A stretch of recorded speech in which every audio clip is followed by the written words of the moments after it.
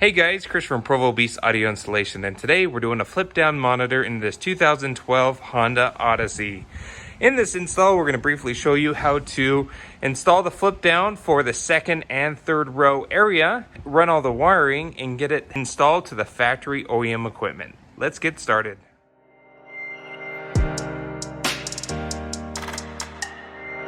Now, here we are inside of the van itself, and we took some time to really determine where we wanted to mount our plate here.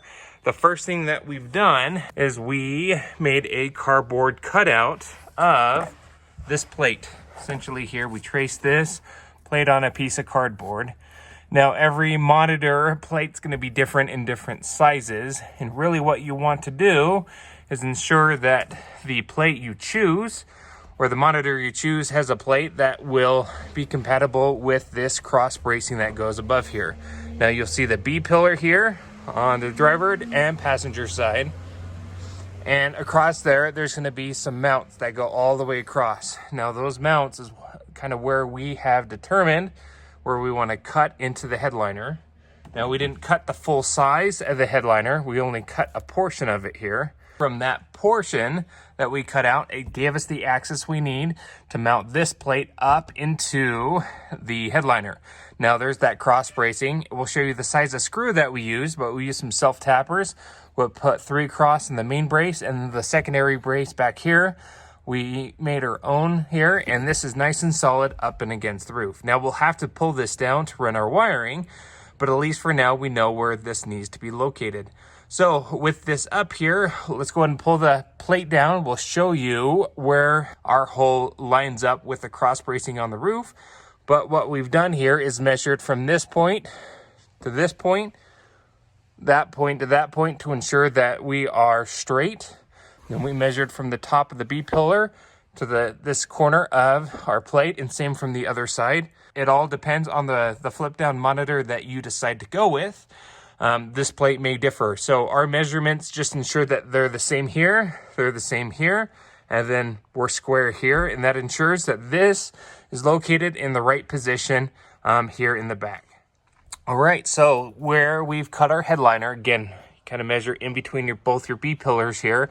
You have this main brace that goes across the roof, and we've just done a rough sketch with our cardboard template exactly where we want it here. And again, depending on the model flip down you go with, you just got to make sure your measurements are all square.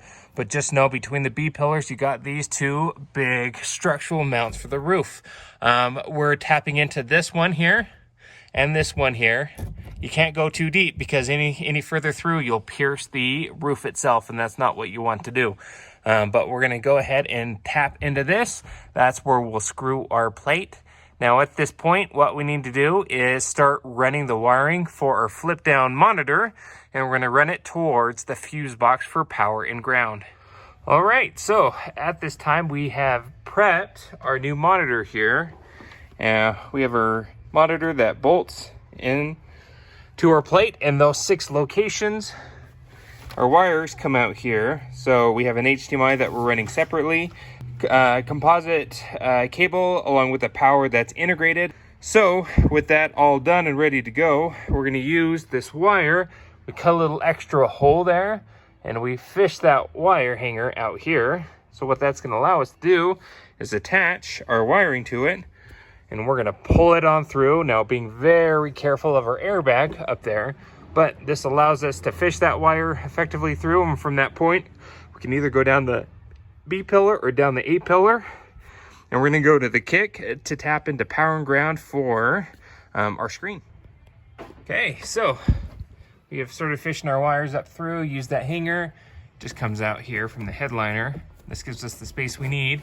Now to run everything correctly, being very mindful of our side curtain airbag there.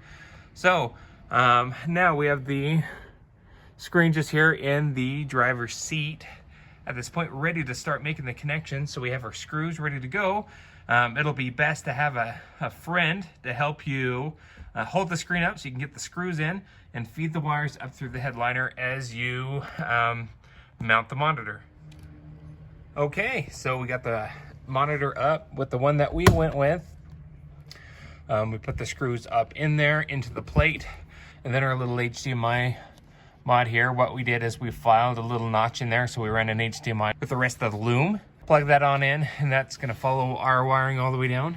And we pull that on out. Now be very conscientious of your side curtain airbag. You do not want to put wire up underneath that. We're gonna put it behind it, right along our, the welds here, the pinch welds here, spot welds, and stay as far away from that as possible.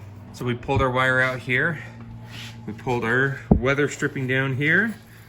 And here's our wiring. So again, like I said, we're gonna pull this as far away from that airbag as possible. We're gonna go right along the middle here, away from the side curtain airbag. We're gonna run it down. Here's where we are at this point, working our way down. And fortunately for us, the fuse box is right there. And so we're gonna use an ADA circuit and tap into switched power there, and then we'll ground it here on the frame as well. So we'll pull apart this area just a hair, tap into power and ground, and then we'll run our HDMI to a convenient location. Okay, so we've run our wire all the way down. We've already put our weather stripping back.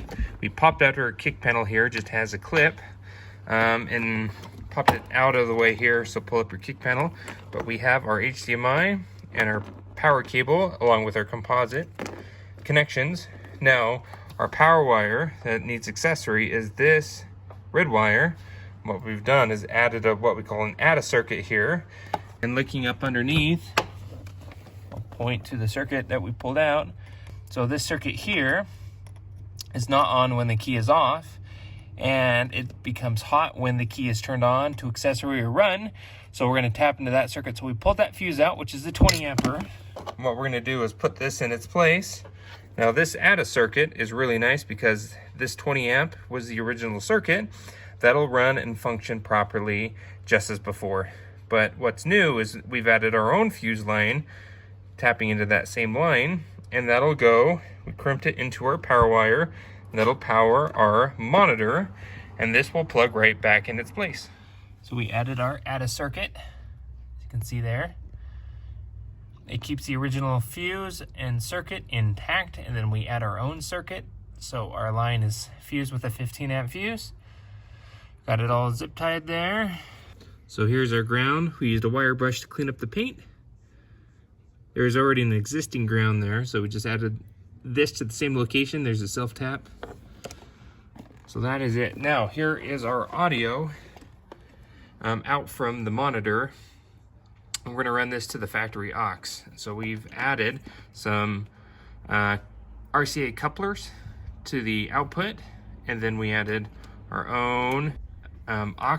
It's a 3.5 millimeter to RCA adapter. So we'll run this cable along with our HDMI to the center pocket here.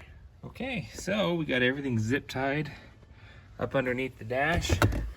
Our HDMI and our aux go through there. Fortunately, there's a little hole there.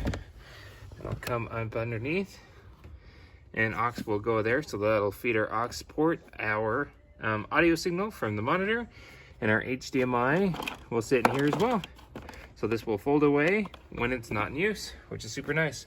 This panel just is held on with clips. We just pop this panel out, just like so, pops back in. And we just need to put our kick panel back on, and that's about it, except for a final test. All right, all back together. That is about it. Now this unit that we have here does not have a DVD functionality, so we will have to rely solely on that HDMI to play any content, but nowadays everything is streamable, that you can stick something in there, or since we ran that through the headliner all the way down to the center console there, you can play whatever you like from up front, which is super nice. So that's about it for this install.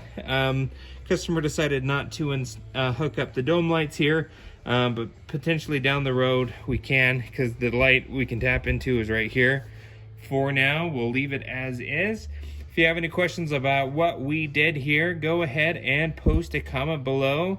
This is a nice large screen. We're excited to see how it turns out.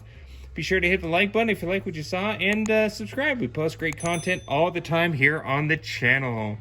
Have a great day, and we'll see you in the next video.